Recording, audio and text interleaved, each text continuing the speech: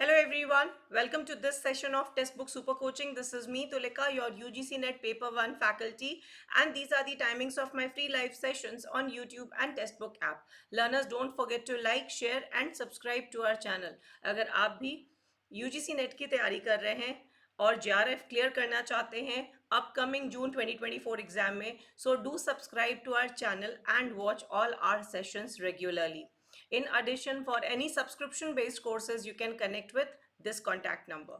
Learners, ये है मेरा टेलीग्राम ग्रुप. इस ग्रुप के थ्रू हम आपके साथ सेशंस के टाइमिंग्स, सेशन के लिंक्स, पीडीएफ्स, क्विजेस और भी बहुत सारी important updates time to time share करते रहते हैं. सो अगर आप भी इस बार अपना नेट क्लियर करना चाहते हैं तो हमारे टेलीग्राम चैनल को ज़रूर से ज्वाइन करें for all important updates. So learners, as promised every weekend हम करते हैं रीडिंग कॉम्प्रिहेंशन का एक पैसेज प्रैक्टिस. ये सभी पैसेजेस रिसेंटली एग्जाम्स में पूछे जा चुके हैं. तो जितने भी पैसेजेस हम करेंगे सब जून और दिसंबर 2023 के एग्जाम्स में पूछे गए हैं. So practice with me and so that आप रीडिंग कॉम्प्रिहेंशन के मार्क्स एग्जाम में सिक्योर कर लें. तो जैसे जैसे हर वीक हम एक ये पैसेज कराते हैं, इसे एक हैबिट बना लीजिए कि हर हफ्ते आपको एक पैसेज प्रैक्टिस मेरे साथ करना ही है, राइट. और ये आज का जो सेशन है, this is a part of basics to pro UGC NET JRF 2024 June. So learners, जो भी बिगनर्स हैं, पहली बार आज क्लास कर रहे हैं, उनके लिए भी ये क्लास इक्वली यूजफुल है अगर आप भी जून एग्जाम को क्लियर करना चाहते हैं. तो सेशन को अंत तक देखिए और सेशन को लाइक, शेयर और सब्सक्राइब जरूर से कर लीजिए. सो लर्नर्स, ये पैसेज हम आज करेंगे, ये दो स्क्रीन्स पे है. तो this is we are on first screen. So will start. Far from being a stern and severe intellectual remote from the world, Dr. Radhakrishnan was a very humble, very humane person. So दुनिया के से दूर एक कठोर और गंभीर बौद्धिक व्यक्तित्व होने की बजाय डॉक्टर राधाकृष्णन एक बहुत ही मानवीय व्यक्ति थे. तो पहले स्टेटमेंट से हमें पता चल गया है कि ये पैसेज जो है वो डॉक्टर राधाकृष्णन जी के ऊपर आधारित है. सो उनके बारे में हमें कुछ जो सेंट्रल थीम है, it is on him as a person. और जैसे कि पहले ही स्टेटमेंट में ये बात कही गई कि काफ़ी वो ह्यूमन थे, काफ़ी वो डाउन टू अर्थ पर्सन थे. So we'll proceed keeping in mind कि हम उनके बारे में पढ़ने जा रहे हैं. नाउ इस तरह के जब भी पैसेजेस आएंगे, इससे रिलेटेड जितने भी डेट्स एंड इवेंट्स होंगे उनको आपको बहुत ध्यान से कवर करना है, ठीक है. Exceedingly popular among his students right from his early days as a professor at the Presidency College Madras, he was an evocative teacher. तो प्रेसिडेंसी कॉलेज मद्रास में प्रोफेसर के रूप में अपनी शुरुआती दिनों से ही अपने छात्रों के बीच अत्यधिक लोकप्रिय वे एक विचारोत्तेजक शिक्षक थे. He was offered the professorship at Calcutta University when he was less than 30 years old. सो उन्हें ऑफर किया गया था जब वो 30 वर्ष की उम्र के कम के थे, तब उन्हें कलकत्ता विश्वविद्यालय में प्रोफेसर की पेशकश की गई थी. He served as a vice chancellor of Andhra University from 1931 to 1936. So इस पीरियड में उन्होंने 1931 से लेकर 1936 तक आंध्र विश्वविद्यालय के कुलपति के रूप में कार्य किया. तो जब आप ये पैसेज रीड कर रहे होंगे, इन ये जो बुलेट पॉइंट्स है ये आपके दिमाग में छप जाने चाहिए. अगर आपको ज़रूरत लगे तो आप पेन पेपर से इसे लिख भी सकते हैं. In 1939, he was appointed as the Vice Chancellor of Banaras Hindu University. 1939 में उन्हें बनारस हिंदू यूनिवर्सिटी का कुलपति नियुक्त किया गया. 2 years later, he took over the Sir Sayaji Rao Chair of Indian Culture and Civilization in Banaras. 2 साल बाद उन्होंने बनारस में भारतीय संस्कृति और सभ्यता की सर सयाजी राव कुर्सी संभाली. सो जैसे कि हम देख सकते हैं, अर्ली टाइम से ही was quite popular as a professor. And उस समय वो प्रोफेसर थे एट प्रेसिडेंसी कॉलेज मद्रास और उन्हें ऑफर भी आई थी फॉर कैलकाटा यूनिवर्सिटी. बाद में उन्होंने vice chancellor of Andhra university की तरह सर्व किया. 1939 में बीएचयू के वाइस चांसलर की तरह अपॉइंट किए गए और बाद में उन्होंने फर्दर रिस्पॉन्सिबिलिटीज टेक अप की. His mastery of his subject and his clarity of thought and expression made him even a much sought after teacher. So उनको अपने विषय पर जो महारत था और जो विचार और अभिव्यक्ति की उनकी स्पष्टता ने उन्हें एक बहुचर्चित शिक्षक भी बना दिया. But what made him even more popular was his warm heartedness and his ability to draw out people. तो एक तो वो बताया जा रहा है कि उनकी सब्जेक्ट क्लैरिटी बहुत थी, मास्टरी थी, तो वो तो एक अलग पहलू है। बट लेकिन जिस चीज़ ने उन्हें और भी लोकप्रिय बनाया वो थी उनकी गर्मजोशी और लोगों को आकर्षित करने की उनकी क्षमता। So he was a very warm person, सबसे बहुत अच्छे से मिलते थे, लोगों को अपनी तरफ आकर्षित करने की उनमें एक कहा कही जा सकती है एक अलग ही क्वालिटी थी। This aspect of his personality continued to win him countless admirers throughout his long and illustrious life. उनके इस व्यक्तित्व का यह पहलू उनके लंबे और शानदार जीवन के दौरान अनगिनत प्रशंसकों का दिल जीतता रहा. In the last decade of British rule, he was the most sophisticated and exalted analysis of Gandhi's work and thought. And in Free India, he provided the ideological armor for Nehru's foreign policy.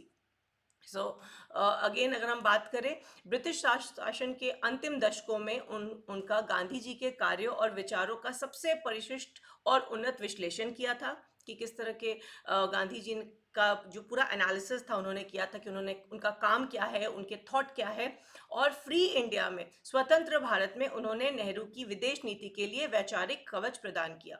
सो जो नेहरू की foreign policy है उसके बारे में भी उन्होंने काफ़ी अच्छा एनालिसिस किया और एक बिल्कुल आइडियोलॉजिकल मिरर दिखाया था. तो ये अभी तक हमने जो पढ़ा है इससे हमें ये समझ में आ गया कि the entire passage is focused on doctor Radhakrishnan ji, उनकी पर्सनल अचीवमेंट्स, उनके प्रोफेशनल एस्पेक्ट, सभी चीज़ों को यहाँ पे कवर किया गया. तो let's start solving questions related to it. Before we move ahead learners, हमारे foundation batch 2.0 is already going on, जिसमें है 100% लाइव क्लासेस पेपर 1, और ये सभी फैकल्टीज जो पेपर 2 की क्लासेस लेते हैं आप ये जब भी सेशन ज्वाइन करते हैं, इनरोल्ड होते हैं, तो आप लाइव क्लासेस भी देख सकते हैं. बाद में भी you can watch the recorded session. Not only that, आपको एक्सेस मिलता है मॉक टेस्ट के लिए, स्ट्रैटेजी सेशन के लिए, नोट्स की, एग्जाम एनालिसिस और भी बहुत सारी चीज़ें in the times to come. So अगर अभी तक आपने इनरोल नहीं किया है, so this is the right time that you can get yourselves enrolled. So first question is, in which year he was appointed as the vice chancellor at Banaras Hindu University? So कुछ dates दिए गए थे. I hope आप लोगों ने जब उस passage को read किया तो उसमें options देखे होंगे. So आपको क्या लगता है क्या होगा सही जवाब? So which year he was appointed as vice chancellor at Banaras Hindu University? I believe आप लोग को याद होगा कि हमने बात की थी 1939 में, right? तो अगर हम यहाँ पे भी देखें तो 1939 में उन्हें vice chancellor of Banaras Hindu university बनाया गया था. तो काफ़ी स्ट्रेट फॉरवर्ड क्वेश्चन था, 2 नंबर आपके पक्के.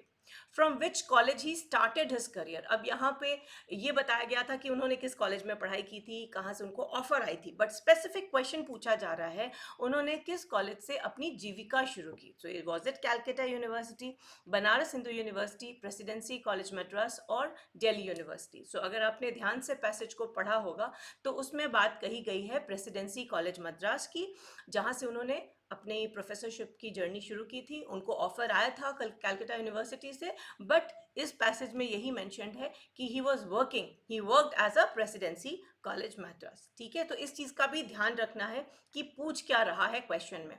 Which quality of Radhakrishnan made him more popular in public life? So personal life में नहीं, public life की बात की जा रही है.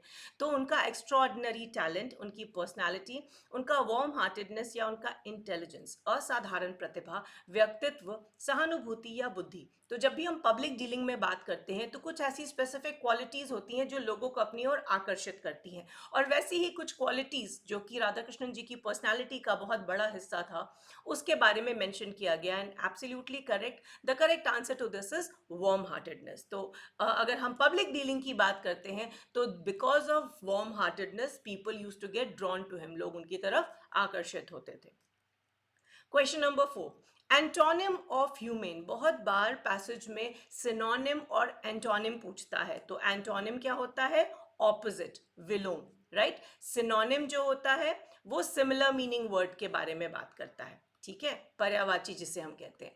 तो यहाँ हमने बात की है एंटोनिम, तो एंटोनिम का अर्थ है ऑपोजिट, राइट. सो यहाँ पे ह्यूमेन यानी इंसानियत जिसमें हो, ह्यूमन हो, राइट, तो उसका सिमिलर क्या होगा? रीजनेबल, इसका सिमिलर नहीं, ऑपोजिट क्या होगा? रीजनेबल, काइंड, रैशनल या ब्रूटल। तो ह्यूमन को हम किस चीज से रिकॉग्नाइज करते हैं? अगर हम कहते हैं कि उसमें ह्यूमैनिटी खत्म हो गई है या उसमें ह्यूमैनिटी है, तो हम किस कंसेप्ट की बात कर रहे हैं, किस एडजेक्टिव की बात कर रहे हैं, किस अट्रीब्यूट की बात कर रहे हैं? तो जनरली हम जब भी ह्यूमैनिटी से रिलेट करते हैं, ह्यूमन को रिलेट करते हैं, we consider it to be kind, right? So opposite of, antonym of human will be brutal, right? हम कहते हैं ना कि अगर आपने, हम बहुत सारे कॉन्टेक्स्ट में कहते हैं कि उसमें बिल्कुल ह्यूमैनिटी नाम की चीज नहीं है, तो that means that person has turned out to be very brutal, वो बहुत क्रूर हो गया। तो एंटोनिम यानी कि इंसानियत का विलोम है क्रूर, right? So learners, this is your homework question. The fifth question of this passage: his role during the last decade of British rule was. तो उनका क्या रोल था ब्रिटिश शासन के अंतिम दशकों में? उनकी भूमिका क्या थी? क्या उन्होंने गांधी जी के काम को एनालाइज किया था? उन्होंने नेहरू जी की मदद की थी? स्टूडेंट्स को इनकरेज किया था? या एजुकेशनिस्ट से मीटिंग की थी? तो यहाँ पे अगर आपको याद होगा कि पैसेज में हमने उनके दो रोल की बात की थी, pre independence and post independence, right? तो यहाँ पूछा जा रहा है last decades of British rule के समय में क्या था। तो आपको आंसर मुझे बताना है in the comments, whether it is A, B, C और डी, 1, 2, 3 और 4, and don't may forget to mention in the comments your answer, right? Before we conclude, our foundation batch is going on, learners, and jo bhi interested hai, you can get yourselves enrolled and you can avail extra discount by using my faculty code tulika r, right? So learners, ये है मेरी classes की timings. ये extra sessions हम off and on आपके लिए schedule करते रहते हैं। Do make best use of it, don't miss out on this session, solve the entire passage, don't forget to like, share and subscribe, and do join my telegram channel for all important updates. I'll see you in the next class. Bye bye.